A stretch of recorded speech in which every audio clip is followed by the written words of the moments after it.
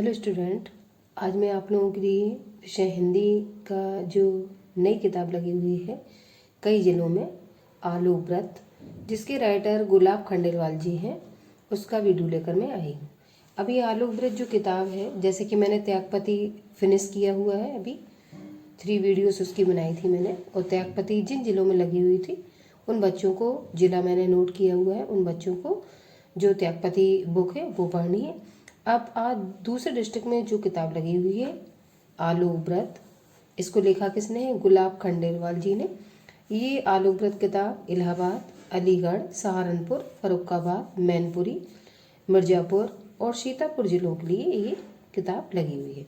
तो जो बच्चे जिस जिले से बिलोंग करते हैं उनको ये आलू व्रत वाले जो क्वेश्चन है वो करने होते हैं। आपके बोर्ड का जो पेपर आता है, मैंने बोर्ड का पेपर इंटर का हिंदी का डाला हुआ है, उसमें आपके 6 क्वेश्चन एक साथ आते हैं और अलग अलग ज़िलों से जो बच्चे होते हैं उनको उनके ज़िले में जो किताब लगी हुई होती है उसके क्वेश्चन अटेंड करने होते हैं।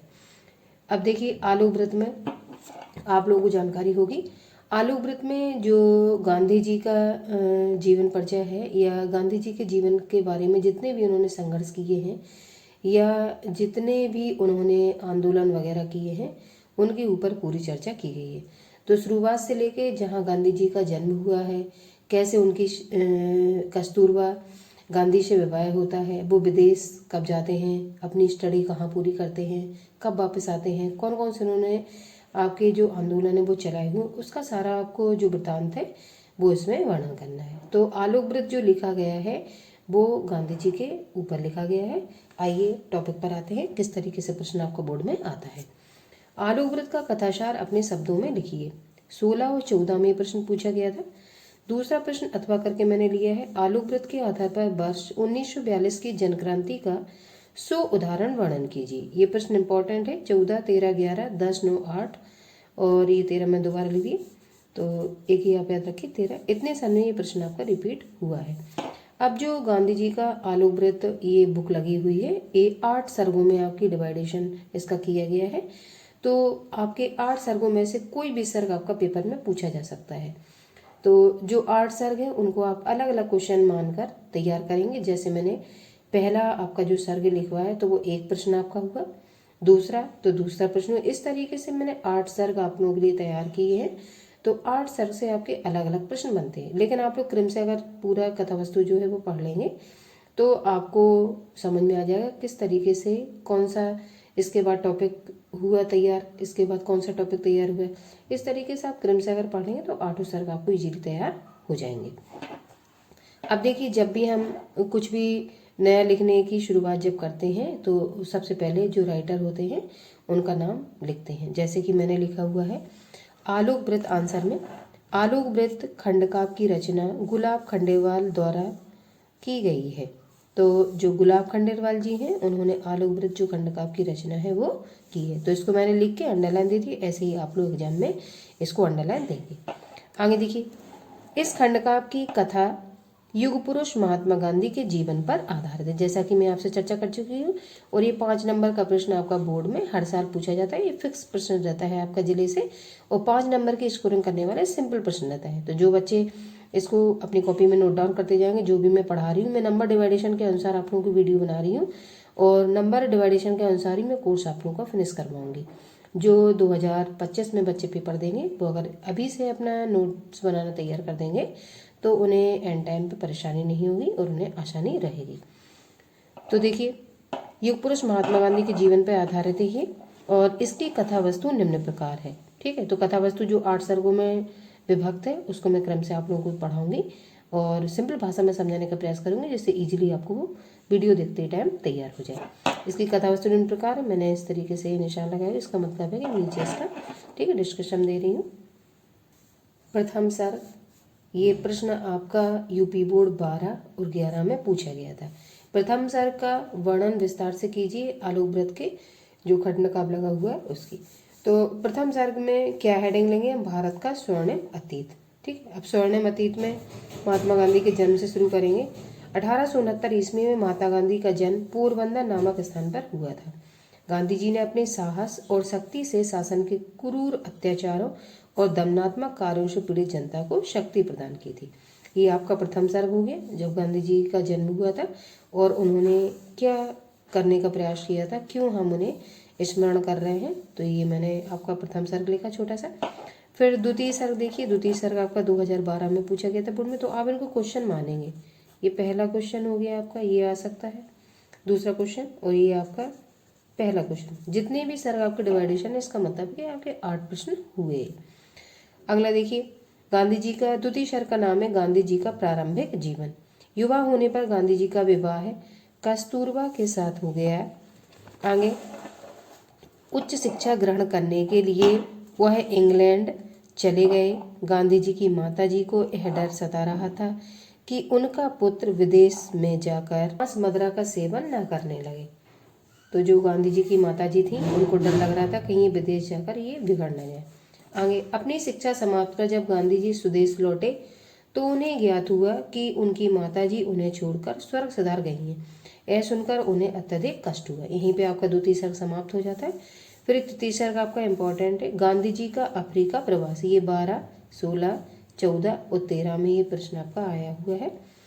आगे देखिए, तृतीय सर्ग में क्या हुआ, दक्षिण अफ्रीका में एक बार गांधी जी रेल में प्रथम श्रेणी की यात्रा कर रहे थे, मतलब फर्स्ट एसी का जो टिकट होता है उसमें ट्रेन में यात्रा कर रहे थे। एक गोरे ने उन्हें अपमानित कर, गोरा मतलब अंग्रेज, उन्हें अपमानित करके गाड़ी से उतार दिया। रंगभेद की इस नीति को देखकर वे बहुत दुखी हुए। आगे, उन्होंने अपनी जन्मभूमि से दूर विदेश की भूमि पर बैठकर मानवता के उद्धार का संकल्प किया। जब उन्हें ये बात काफ़ी बुरी लगी तो उन्होंने जन्मभूमि से दूर मतलब विदेश में रहकर ही मानवता के लिए उद्धार का संकल्प किया कि इस तरीके की जो नीति है वो मैं आगे नहीं बढ़ने दूंगा और इसको नष्ट करने का प्रयास करूंगा। अगला चतुर्थ सर्ग, गांधी जी का भारत आगमन। विदेश में कई सारे काम करने के बाद गांधी जी भारत वापस लौटते हैं। तो देखिए क्या लिखा है, गांधी जी दक्षिण अफ्रीका से भारत वापस आ जाते हैं। भारत आकर उन्होंने लोगों को स्वतंत्रता प्राप्त करने हेतु जागृत किया। गांधी जी के आह्वान पर देश के महान नेता एकजुट होकर सत्याग्रह की तैयारी में जुट गए।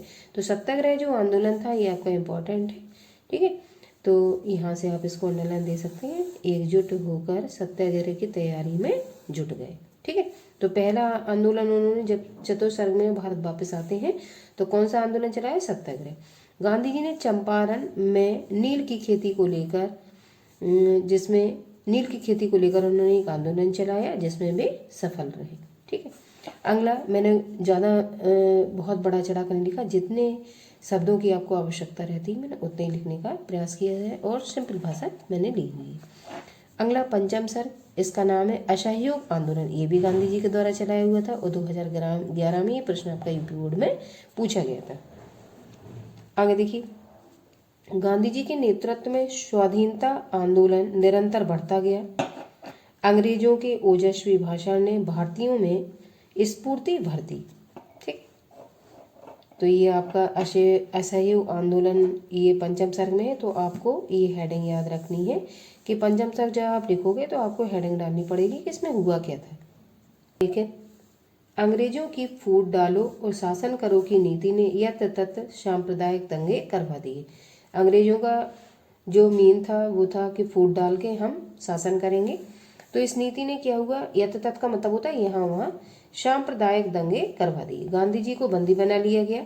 जेल में गांधी जी अस्वस्थ हो गए अतः उन्हें छोड़ दिया गया। आगे, हिंदू मुस्लिम एकता के लिए गांधी जी ने 21 दिनों का उपवास रखा। फिर मैंने आपका एक कोटेशन डाला हुआ, अगर आपको अच्छा लगता है तो आप एक कोटेशन जरूर इसमें दीजिएगा।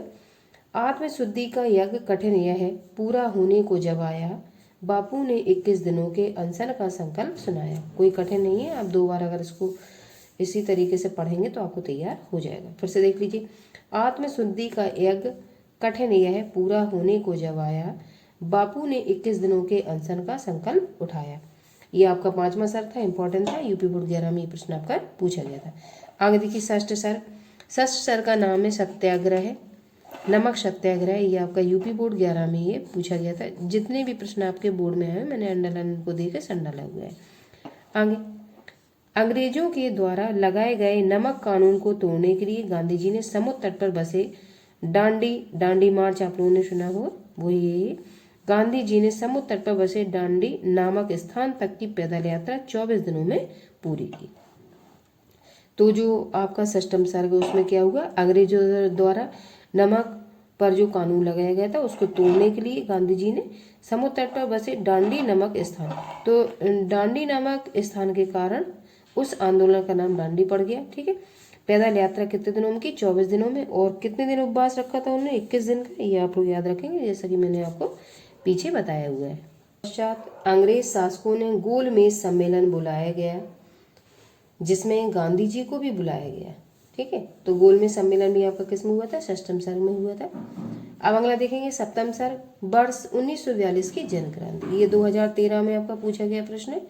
देखते हैं, द्वितीय विश्व युद्ध प्रारंभ हो गया। अंग्रेज सरकार भारतीयों का सहयोग तो चाहती थी परंतु उन्हें पूर्ण अधिकार नहीं देना चाहती थी। अंग्रेज चाहते थे कि भारतीय हमारा सपोर्ट तो करें लेकिन वो उनके अंडर में रहकर कार्य करें, उनकी ये नीति थी फूट डालो और राज्य करो। आगे वर्ष 1942 में गांधी जी ने भारत छोड़ो आंदोलन छेड़ दिया। संपूर्ण देश में विद्रोह की ज्वाला धधक उठी। कवि ने इस आंदोलन का बड़ा ही ओजस्वी भाषा में वर्णन किया है। तो जो सप्तम सर्ग है उसमें 1942 की जो जन क्रांति थी, देश स्वतंत्र होने से थोड़ा पहले, तो उसमें भारत छोड़ो आंदोलन मतलब अंग्रेजों को भगाया जाए, ये वाला इन्होंने फॉर्मूला अपनाया था। तो 1942 की जन क्रांति तो स्वतंत्रता जो संग्राम हुआ था उससे पहले का ये विजन है। ठीक है, तो जिसमें 1942 में गांधी ने भारत छोड़ो आंदोलन छेड़ दिया था, इसको आप अंडरलाइन करेंगे, इंपॉर्टेंट है आपका ये। ठीक है, अगला अष्टम सर्ग लास्ट, भारतीय स्वतंत्रता का अरुणोदय, ये प्रश्न अभी तक आपका बोर्ड में नहीं पूछा गया है। ठीक है, तो 7 सर्ग जो मैं आपको बता चुकी हूँ वो इंपॉर्टेंट है आपके। आगे देशवासियों के अथक प्रयासों और बलिदानों के फलस्वरूप भारत स्वतंत्र हो गया। स्वतंत्र प्राप्ति के साथ ही देश में सांप्रदायिक झगड़े प्रारंभ हो गए, हिंसा की अग्नि चारों ओर भड़क उठी। इन सबको देखकर बापू अत्यंत व्यथित हो गए, व्यथित मतलब दुखी।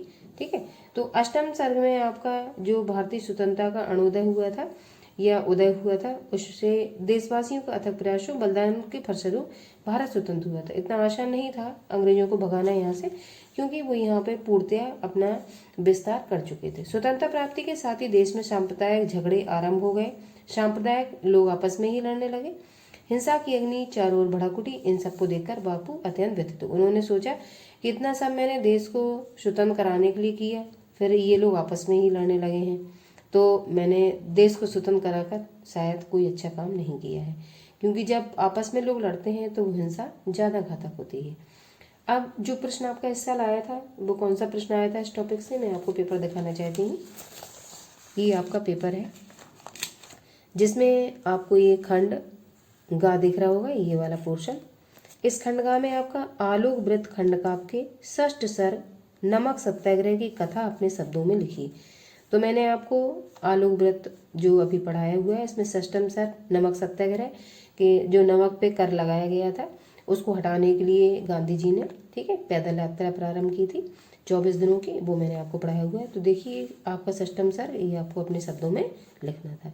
तो जब आपको जितने भी सर्ग 8 सर्ग आपके हैं इसमें आलोक वृत्त में, अगर वो पूरा आप इजीली पढ़ लेते हैं 1-2 बार और हेडिंग क्रम से तैयार कर लेते हैं तो आपको प्रश्न इसी से मिलेगा, इससे बाहर प्रश्न आपका नहीं जाता है।